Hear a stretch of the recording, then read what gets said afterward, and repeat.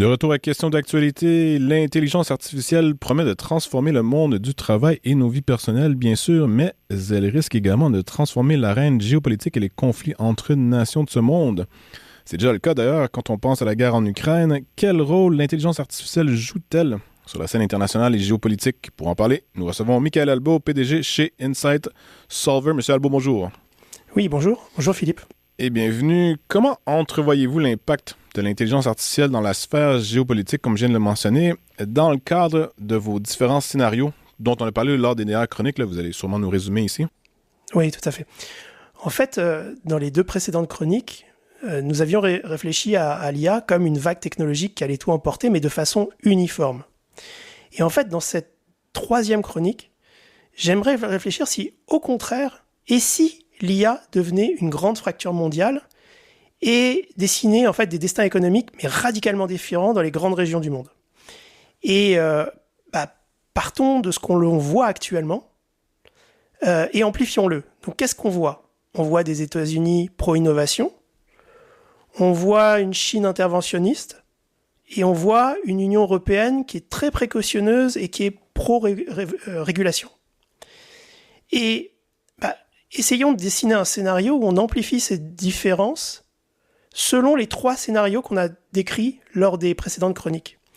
Et en fait, ça, c'est intéressant parce que, alors c'est un exercice de pensée, c'est pas une vérité, mais ça dessine trois scénarios qui mettraient le monde sur trois trajectoires distinctes qui redessineraient la carte économique et géopolitique. Et alors, je vais prendre une minute pour rappeler les trois scénarios qui avaient été décrits lors des précédentes chroniques.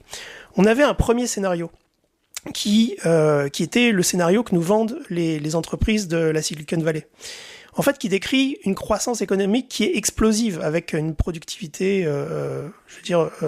presque à 2 chiffres, où l'IA dépasse les capacités humaines et fait exploser la productivité.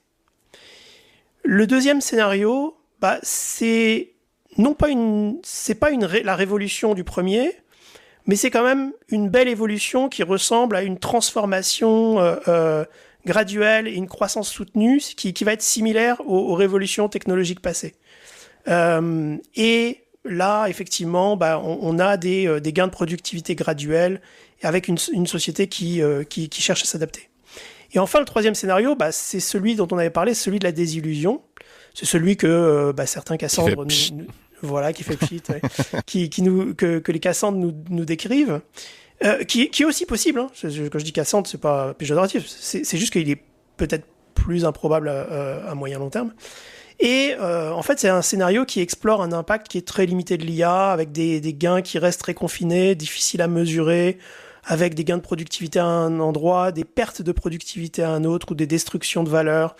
Et donc tout ça, sur fond de battage médiatique, engendre une espèce de stagnation et une grande désillusion.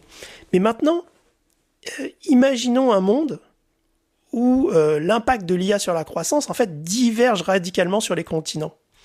Et dans ce monde, on aurait des trajectoires fragmentées où les trois scénarios se dérouleraient en même temps à différents endroits. Et donc, que se passerait-il si les États-Unis, qui seraient portés par leurs hyperscalers, les Amazon, les Google, les Microsoft, puis les autres, là, les OpenAI, Anthropic et compagnie, voilà. Et tous leurs centaines je sais même plus, on va dire leur investissement massif dans les centres de données et les réseaux d'énergie. On parle de centaines de milliards, des centaines et des centaines. Ouais, c'est même j'ai entendu, on entend des chiffres, des promesses d'investissement qui sont même encore supérieurs à ces montants-là. C'est pour ça que je veux pas propager en fait ces chiffres-là. Et donc, ça ferait entrer les États-Unis dans une phase de croissance explosive grâce à l'adoption de l'IA, avec des taux de croissance annuels à 2 chiffres. Et ça paraît inimaginable jusqu'ici, mais pourtant, c'est ce qui est vendu par ces entreprises-là. C'est ce qui est promis à Trump ou à d'autres dirigeants par ces entreprises-là. Et à côté de ça, dans le même monde, on aurait la Chine, le continent asiatique, qui suivrait en fait un chemin intermédiaire de transformation graduelle, mais avec des gains de productivité constants, mais sans révolution immédiate. Et enfin, on aurait un autre continent, donc l'Europe, avec des entreprises européennes à la traîne, qui peineraient à suivre, qui se retrouveraient incapables de rivaliser, que ce soit sur les prix, sur l'innovation, ce qui saperait en fait la compétitivité des entreprises européennes à l'export. Et en fait, une telle situation, une telle divergence, ça transformerait les États-Unis en énorme aimant à capitaux. Et en fait, c'est déjà le cas un peu, non? Exactement, ça a déjà commencé. Ouais. Et en fait, c'est juste on amplifie les tendances. Et donc, les investisseurs du monde entier, y compris européens, redirigeraient en fait leur argent là où est la croissance. Parce qu'en fait, si on a un gigantesque boom de croissance, en fait, on va avoir d'un côté de l'Atlantique, du côté des États-Unis, une forte hausse des taux d'intérêt. Tout simplement parce que l'argent voudrait être rémunéré, même l'argent patient. Et en fait, même des retraités européens auraient tout intérêt à aller acheter des bons du trésor dans ces conditions, des bons du trésor américains, tout simplement parce que la croissance... En fait, les États-Unis se débarrasseraient petit à petit de leurs dettes par le biais de cette croissance et des taxes. Ce qui est l'objectif de Trump, disons-le, se débarrasser de la dette par la croissance. Exactement. Je ne sais plus, il y avait... je ne sais plus quel intellectuel français disait il y a 3 façons de se débarrasser de la croissance, de se débarrasser de la dette. De la dette, oui. Il y avait la croissance, je ne sais plus, il y avait... l'inflation. L'inflation et la guerre. La guerre, oui, c'est vrai. Et par la destruction de capital fixe et la reconstruction. Là, clairement, ce serait par la croissance. Et donc, en fait, ça assécherait financièrement les régions qui vont stagner pour alimenter en fait le boom américain. Mais si tout le monde fait le constat que vous faites, qui me semble être très lucide, je dis tout le monde, mais dans ce cas-ci, l'Europe, les États-Unis et la Chine, ou l'Asie globalement, pourquoi est-ce que les trois, surtout la Chine et l'Europe, et peut-être même plus particulièrement l'Europe, faisant le même constat, n'en viendraient pas à la conclusion qu'il faut donc accélérer l'innovation, le développement de l'intelligence artificielle à vitesse grand V, justement pour éviter cette situation. Donc, je parle, comment dire, l'Europe déréglementerait le plus possible son marché en ce qui a trait à l'innovation, le ci, le ça, on mettrait des incitatifs majeurs pour essayer de stimuler la chose le plus possible, justement pour éviter la situation que vous anticipez. J'ai l'impression que pour l'instant, c'est pas exactement le cas, mais qu'est-ce qui fait... Bon, c'est une très longue question que je pose, là, mais comment expliquer que l'Europe ne tenterait pas de rattraper le plus possible, ou du moins de maintenir une certaine vitesse, et pourquoi est-ce que la Chine laisserait les États-Unis prendre les devants aussi? Alors, la Chine, on va la traiter un peu plus tard, mais pour l'Europe, en fait, ce que je vois, c'est 4 choses. Il y a une volonté de protéger les emplois. Donc, en fait, ça mène... Les emplois désuets ou des emplois dans l'IA? Des emplois existants, peu importe qu'ils soient désuets ou non, qui sont là. Ça pousse l'Europe à mettre en place des régulations strictes qui, en fait, empêchent l'IA de livrer son plein potentiel. Mais je dis ça, mais c'est pareil aussi au Canada. Vous prenez les syndicats, il y a beaucoup de syndicats qui ne veulent pas entendre parler d'IA parce que effectivement, ça réduit le nombre de travailleurs. Donc, je veux dire, c'est pas propre à l'Europe. Hein. Sauf que c'est quelque chose qui est assez courant dans les pays européens. Il y a aussi autre chose qu'on n'a pas forcément en Amérique du Nord, c'est le principe de précaution. En Amérique du Nord, on essaye d'abord, puis on corrige ensuite. L'Europe a une vision un peu différente, qui est de dire on commence par réguler, et si on voit que ça marche chez les autres, on suit. Mais ça a un prix. On est toujours deuxième ou troisième. Exactement. Et l'Europe n'a pas toujours prouvé qu'elle était capable d'être un suiveur rapide. Il y a aussi un autre aspect, c'est le protectionnisme économique. À partir du moment où l'innovation ne s'est pas créée chez vous, c'est plus facile de la bloquer.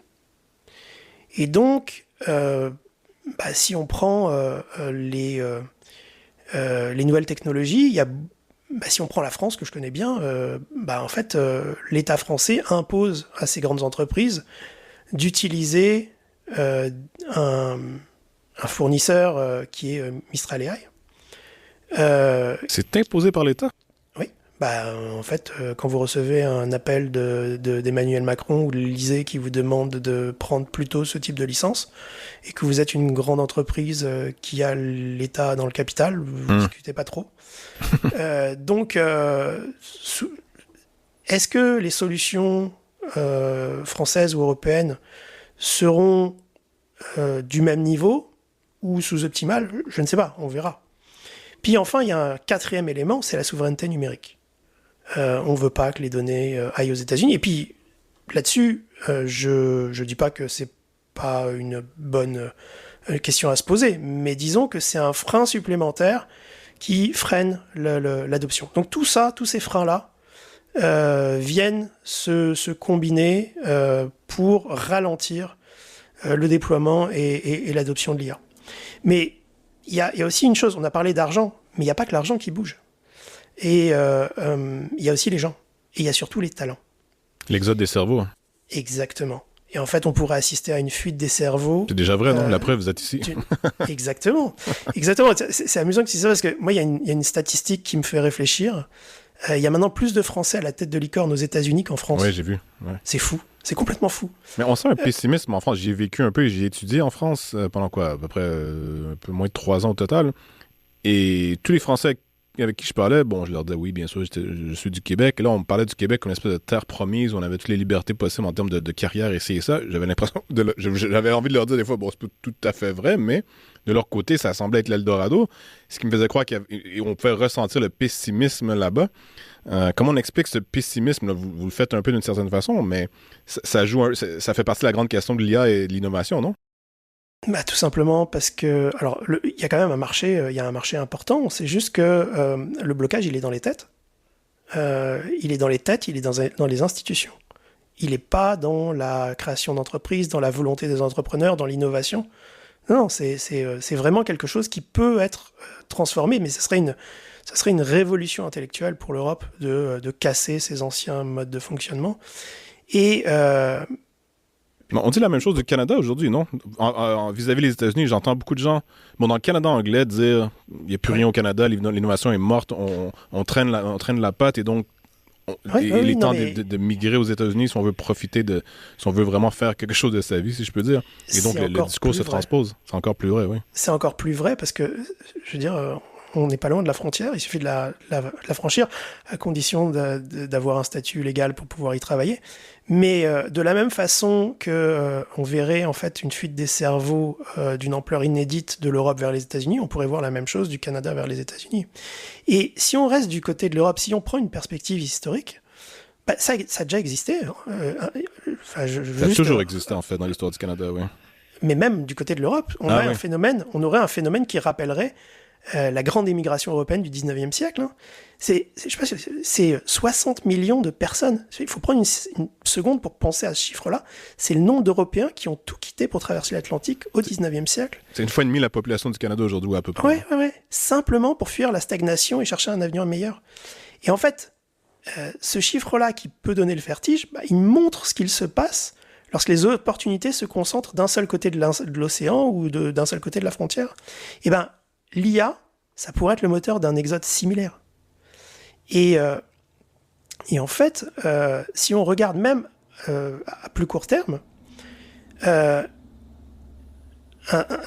y a eu un écart de productivité qui rappelle une divergence qu'on a observée depuis la fin des années 90 entre les trajectoires de productivité américaines et européennes.